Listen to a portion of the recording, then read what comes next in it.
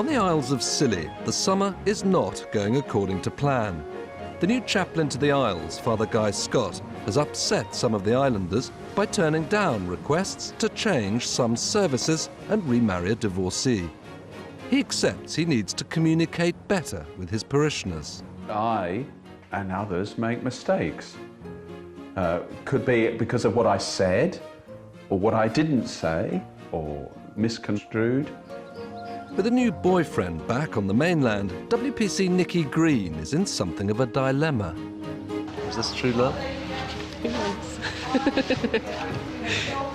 Fingers crossed. Yeah, he's lovely. Really nice. And there are doubts over the long-term future of Fraser Hicks's legendary boat Sea King. One day he'd like his daughter Rebecca to take it over, but that may not be possible. You'd like to stay here if you could? Oh yeah, all my family's here and all my friends are here and stuff as well, so it's sad.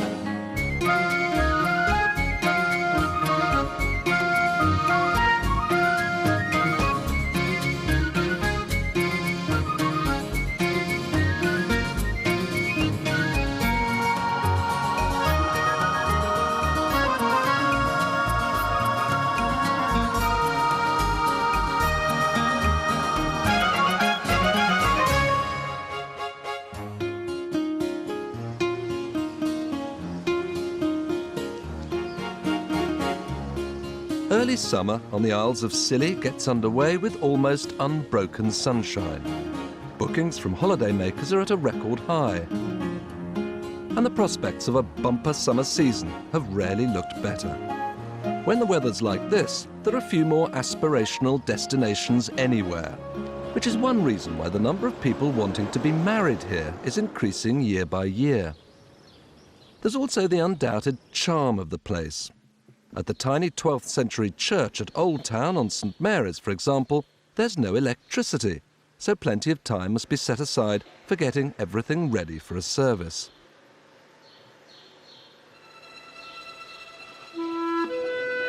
Despite his misgivings about the new job, today Father Guy's making a special effort for what promises to be a rather unusual marriage. The bride's family comes from Scilly, but she and the groom live over on the mainland in Falmouth. The cost of the travel over, coupled with the tiny size of the church here, means that the bulk of their friends and much of the extended family can't be at today's service. As a result, this is going to be one of the shortest celebrations of holy matrimony ever seen on the islands. We have come together to witness the marriage of Daniel and Rebecca, to pray for God's blessing on them, to share their joy and to celebrate their love. The Isles of Scilly are part of the Diocese of Truro, whose spiritual and administrative heart is over on the mainland in Truro, with its famous cathedral. This is the seat of Guy's boss, Bishop Bill, the Bishop of Truro, who's well aware that the new priest in his remotest parish has been finding it very tough going. It's difficult always for any relatively young priest. But I mean, for Guy, to move from the mainland, where you're even in a fairly remote part of Cornwall, Mullion, on the Lizard, you've at least got clergy around you. You move out into the sea and you have a group of islands which are very different from anything else in this diocese. It's different because it's much more isolated. Very often when you begin a new job, there is a great loneliness. You don't know who your friends are, you don't know where anything is really. And I think the critical thing is to get to know the people and to get to know the place. With the wedding over, Guy slips away whilst the party puts Scilly's famously photogenic seascapes to good use.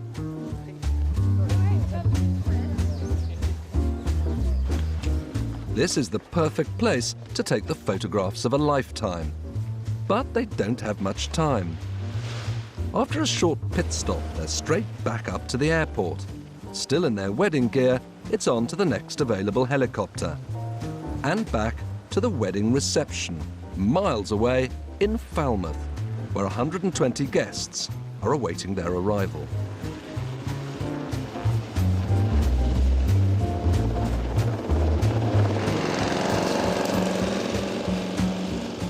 Guy is back home to get the chaplaincy garden ready for the big parish fete. In the few months he's been here, as the bishop feared, Guy's indeed feeling isolated. And he's really missing his previous parish, where he and the family were very happy.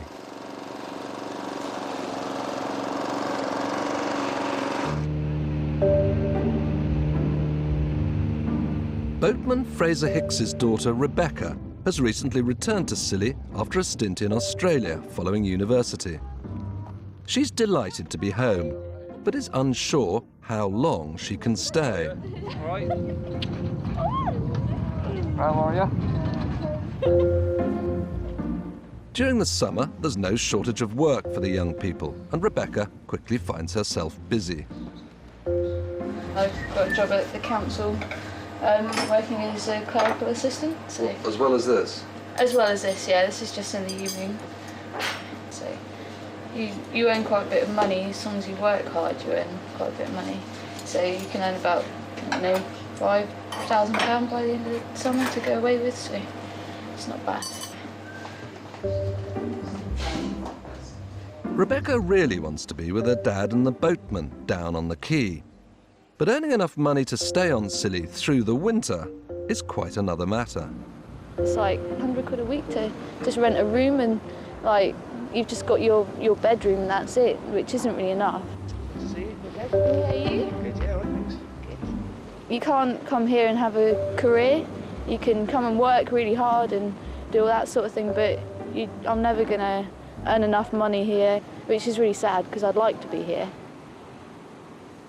So, for the moment, Rebecca will spend as much time on the water as she can and try to work out some plans for the future.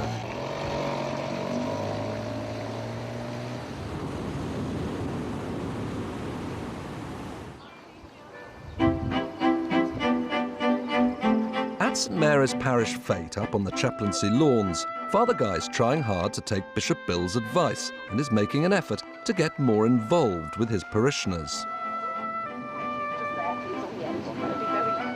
This is the main church fundraising event of the year, and it's about as delightfully old-fashioned as village fetes get. There are very few shops on Scilly, certainly nothing fancy like a toy shop, so the bric-a-brac and second-hand stalls are very popular.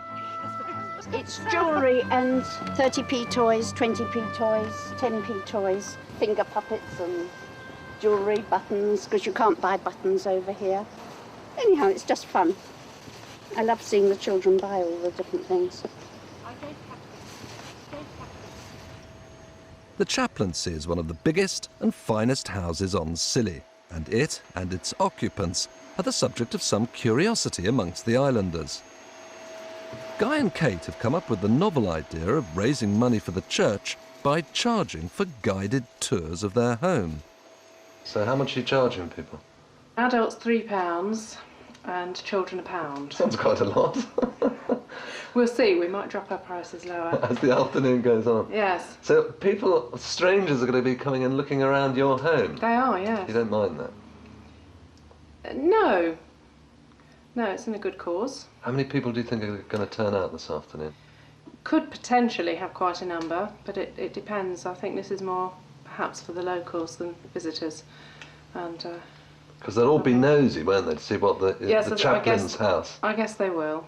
Well, good luck.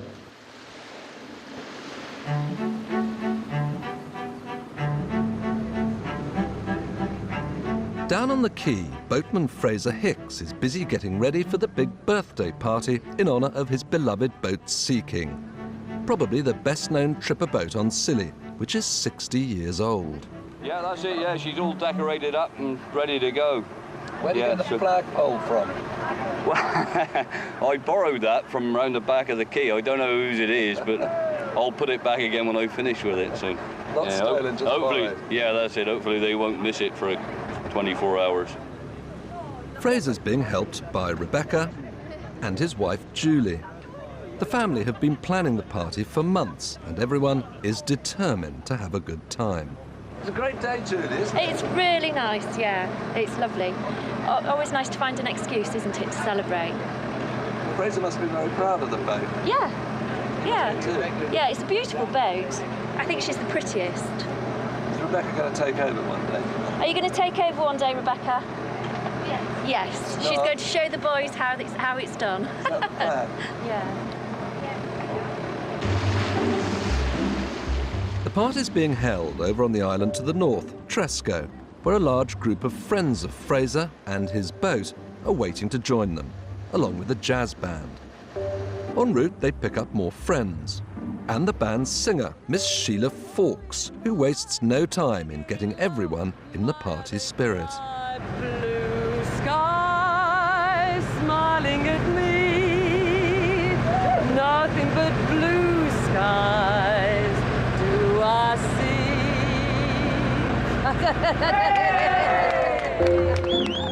see. Fraser's daughter Rebecca likes nothing better than to lend her dad a hand with Sea King. She's Fraser and Julie's only child and is one of the first girls on Scilly to be qualified as a deckhand. But having met a new boyfriend on her recent trip to Australia, she's in two minds as to what to do next.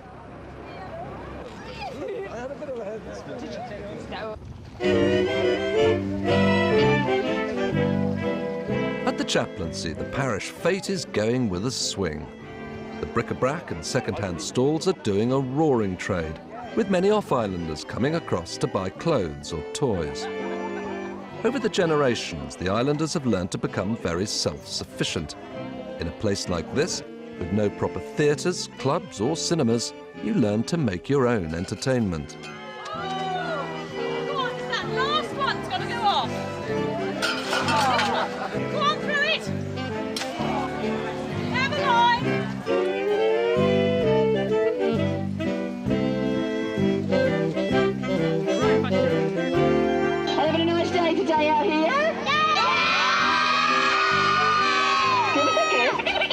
Your filthy face. Rebecca. I can't give you a kiss up. Then it's time for Guy to put his new money-raising idea into action and let some of the fete-goers take an intimate peek into the privacy of his home. Well, welcome to our home, the chaplaincy. We understand it was built in about 1830, and it's thought to have been two houses that have been made into one bigger house. This is the study, to which you're most welcome to go in and have a look. In the hall, there's one of Guy and Kate's best-loved possessions. It's a gift made out of local stone from his previous parish of Mullion. I and my family struggled about the dilemma, do we leave Mullion and come here? And that was a struggle for us.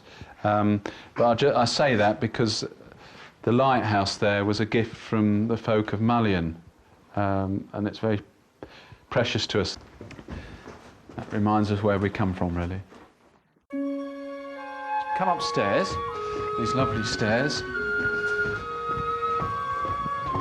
If it wasn't for the church, we'd have a sea view. But anyway, come out into the...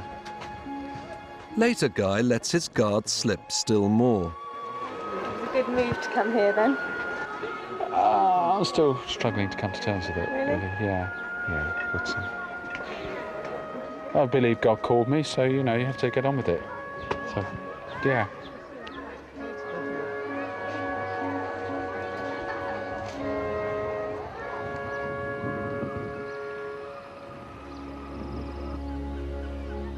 Up on Tresco, the 60th birthday party is turning out to be a huge success. It may only be a boat they're celebrating, but in this part of the world, boats are a pretty important part of the way of life. Old friends queue up to pay tribute to Fraser and the Sea King. We go back one or two blackberry seasons, this man and I, and therefore it gives me a very special pleasure to say, Sea King, congratulations, and here's to your next 60 years. Thank you very much. Thank you, John. Thank you very much. For the next 60 years. Yeah, so we won't be breaking it over the bow. Nice try.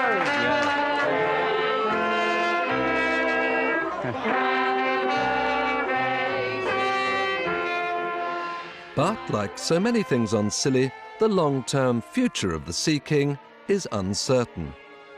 Rebecca would one day love to take it over and keep the boat in the family. But if earning money in winter is hard enough, finding somewhere to live here is almost impossible. To be honest, I don't think I'd ever be able to afford a house here. It's far too expensive. I'd like to carry on working on the boats and stuff like that, but I can't live with my parents till I'm 30, and I've been living in a shed for the past 3 years since I've been back from college. You've been living in a shed? Yeah. Is that a problem facing many young people here? Yeah, it's a massive problem. The southwest is like the highest amount of second homes in England, and Scilly has the highest amount of second homes in the southwest. People even rent out their garages, but it's so expensive just to get a room in someone's house. Like, People rent out their garages? Well, they rent out a shed or a garage or something like that if you need somewhere to stay, and they rent out spare rooms in their house. You'd like to stay here if you could? Oh yeah, all my family's here and all my friends are here and stuff as well, so it's sad. So it's beginning to look as though Rebecca will follow where so many have gone before and emigrate, and maybe begin a new life with her boyfriend in Australia.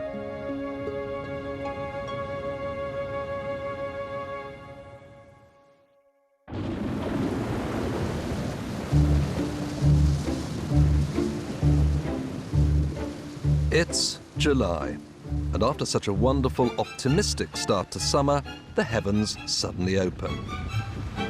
There's day after day of storms and lashing rains. Getting around his new parish is hard enough for Father Guy when the weather's good. Now it's become a miserable chore. The ramifications for the islanders are serious. Holidaymakers start leaving early. A growing number of future bookings are cancelled. Sales of tickets on the flights and the ferry plummet. At 10 o'clock in the morning on the quay at St Mary's, there could be 1,000 people waiting for trips to the off-islands. This is the scene today. The boatmen, like Fraser Hicks's brother Steve, are struggling to make the best of it. What do you think, Steve? How many people have you got? 8. How many? About 8. About 8. What's the capacity of Seahorse? 100. And you're the only boat going to The it? only one of 10 that's going anywhere this morning.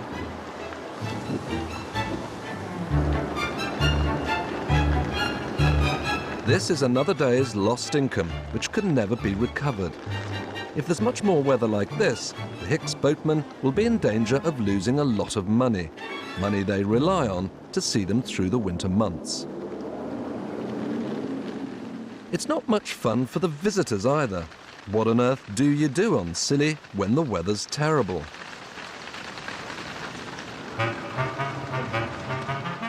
Well, sales of papers of the island's only newsagents go through the roof.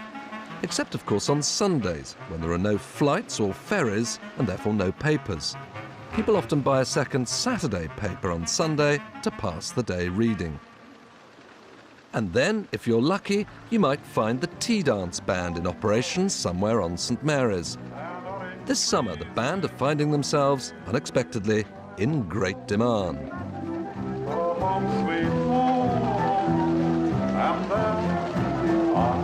Settled on beneath those palms in someone's arms in Pasadena.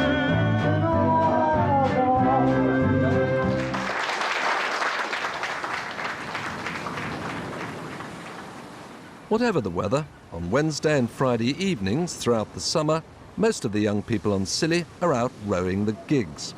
And recently, one of the girls' teams has gained an unexpected new recruit. As soon as she's ended her shift at the little police station, WPC Nikki Green will be down on the beach to join them. In a small place like this, rowing is one way of keeping fit and keeping up with friends. Besides, there's not a lot else to do. How long does the race take? No. On a good day, about 15 minutes. On a bad day, probably about 25 minutes. And then what happens? Then we bring the boats back in and then we're off down the pub. Done the mermaid? Yeah. It's a social thing, isn't it, as well as a physical thing? Yeah, definitely. Yeah, What do you get out of that side of it? a headache the next morning. You're supposed to be on duty, on call 24 hours a day. Yeah, well, yeah. So just the others get headaches. Yes, yeah, apart from when it's my day off the next day, which happens to be tomorrow. Yay! So you're going for it tonight? I might have a couple.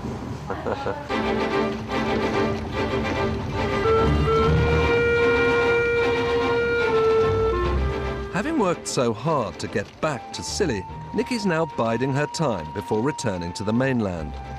She's fallen for a Cornish boy who visited the islands recently, but it's not easy keeping a relationship going when there's a large slice of the Atlantic Ocean between you. It's not just getting time off. The cost of travelling is very high, and with no way in or out of Scilly on a Sunday, weekends are out.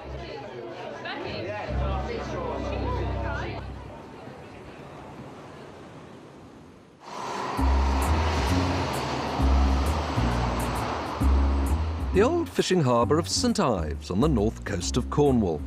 And visitors this summer may have been impressed by the unusually high standard of flowers and ornamental borders that are blooming all around the town.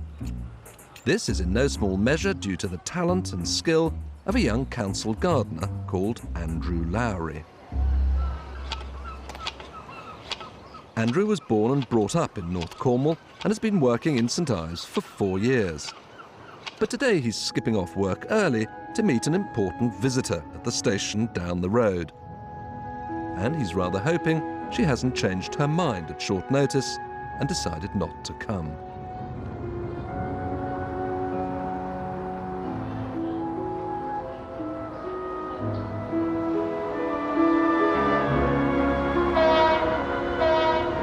In fact, Andrew and WPC Nikki Green have been discussing their future. And when she finishes her summer relief job on Scilly in the autumn, they'll be making big plans to be together.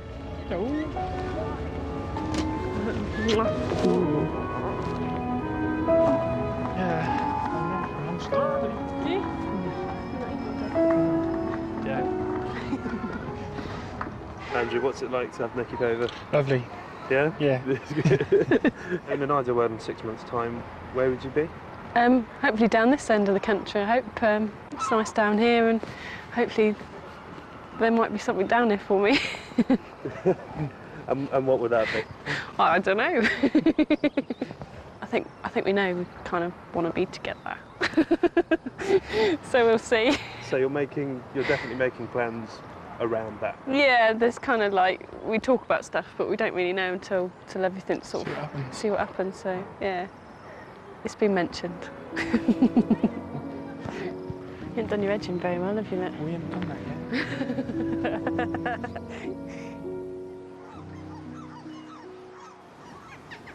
Back on Scilly, it's the start of what appears to be another ordinary Friday evening series of gig races. The conditions are good. But the evening is to end with a tragedy that most islanders at first find hard to believe.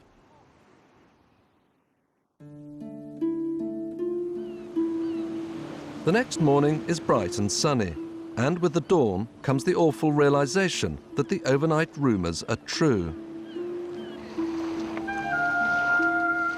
Father Guy's having trouble taking in what's happened.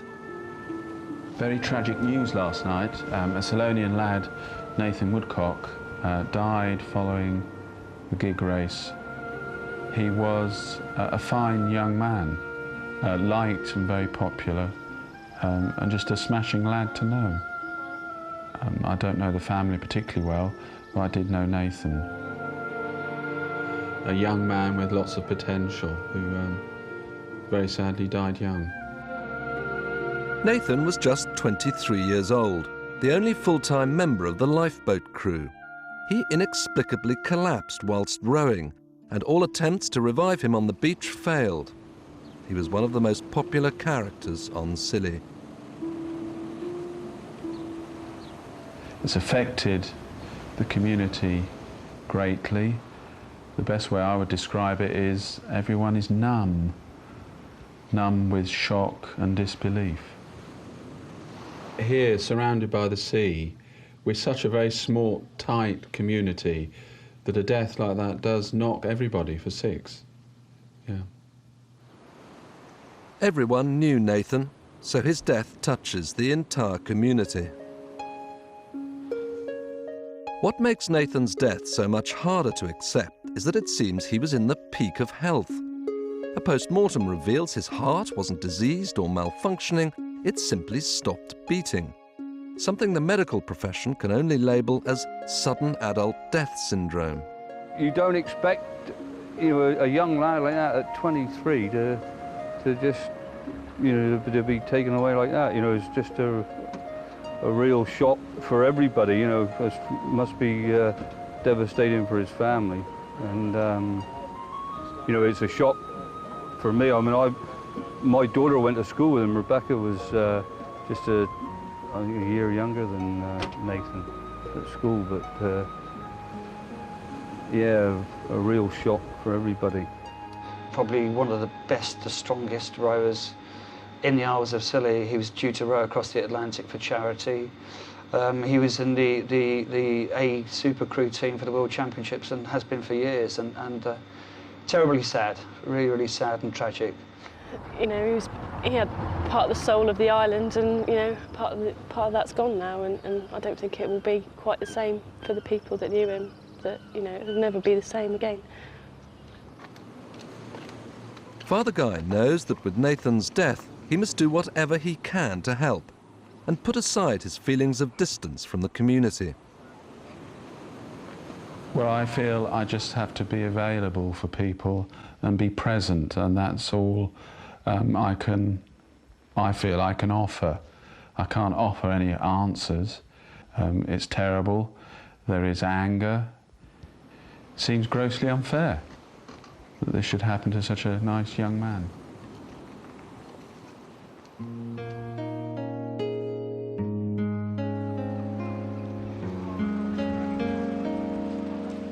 So, how will the islanders cope in the days and weeks to come?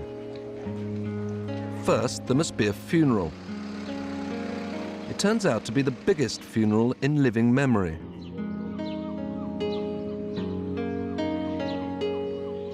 Then comes the long process of coming to terms with what's happened. At a particularly poignant annual lifeboat service a few days after the funeral, all eyes will be on Father Guy. Months ago, when I was first told that I'd be preaching, it seemed a fairly straightforward matter. A quick something about the selfless bravery of those who risk their lives to save others in peril. Easy. But events have intervened and conspired to make this lifeboat service as far from straightforward and easy as it's possible to be.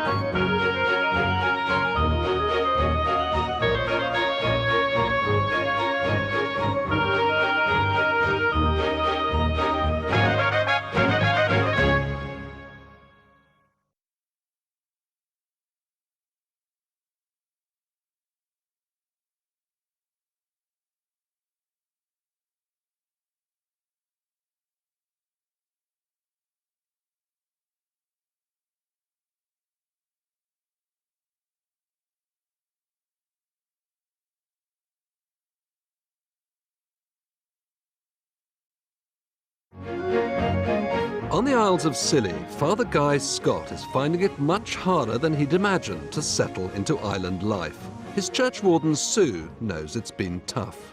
I think he's finding it difficult to come to terms with one parish and lots of different separate communities.